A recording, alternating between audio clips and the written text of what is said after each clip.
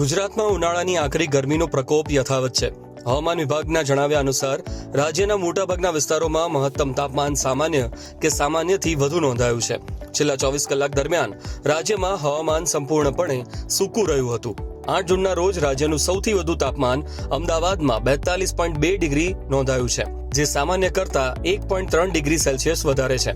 કાળઝાળ ગરમી વચ્ચે હવે ચોમાસાના આગમનના સંકેતો મળી રહ્યા છે. દેશમાં દક્ષિણ પશ્ચિમ ચોમાસું ઝડપથી આગળ વધી રહ્યું છે. હવામાન વિભાગના જણાવ્યા અનુસાર ચોમાસું 5 દિવસમાં 13 રાજ્ય સુધી પહોંચી ગયું છે. તેણે સોમવારે તેલંગાણામાં પ્રવેશ કર્યો છે.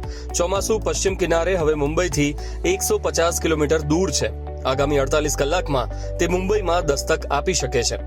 આજે 9 જૂને વહેલી સવારથી બનાસકાંઠા જિલ્લામાં વાતાવરણમાં પલટો જોવા મળી રહ્યો છે. અમીરગઢ, ઇકબાલગઢ, ડીસા, પાલનપુર, દાંતીવાડા, ધાનેરા, કાંકરેજ સહિત જિલ્લાના અનેક વિસ્તારોમાં વાદળછાયા વાતાવરણ વચ્ચે વરસાદી માહોલ સર્જાયો છે. આકાશમાં ઘેરાયેલા વાદળોને કારણે ખેડૂતોમાં ચિંતાનો માહોલ જોવા મળી રહ્યો છે. હાલમાં ખેતરોમાં બાજરી અને મગફળી સહિતના પાક તૈયાર હાલતમાં હોવાથી વરસાદની આશંકાએ ખેડૂતોમાં ફફડાટ ફેલાયો છે. જો વરસાદ વરસે તો તૈયાર પાકને નુકસાન થવાની ભીતિ છે, જેના કારણે ખેડૂતોના મોઢે આવેલો કોળિયો છીનવાઈ જવાની સ્થિતિ સર્જાઈ છે. અમદાવાદમાં આગામી સમયમાં આકાશ આંશિક વાદળછાયું રહેવાની શક્યતા છે અને મહત્તમ તાપમાન 42 ડિગ્રી સેલ્સિયસની આસપાસ રહેવાનું અનુમાન છે. હાલમાં કોઈ મોટી આકસ્મિક વેધર વોર્નિંગ જાહેર કરવામાં આવી નથી.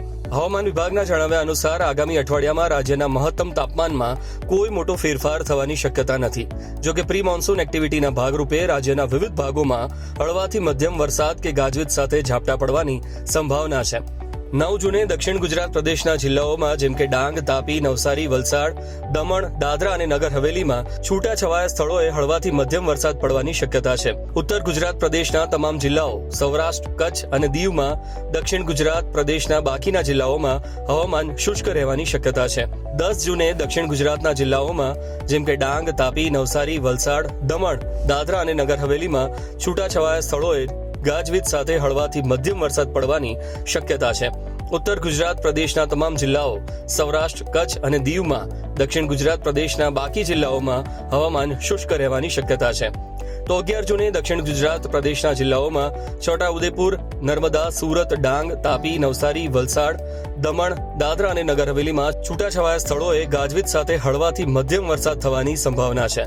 ઉત્તર ગુજરાતના તમામ જિલ્લાઓ, સૌરાષ્ટ્ર, કચ્છ, દક્ષિણ ગુજરાત પ્રદેશના બાકીના જિલ્લાઓમાં હવામાન શુષ્ક રહેવાની સંભાવના છે.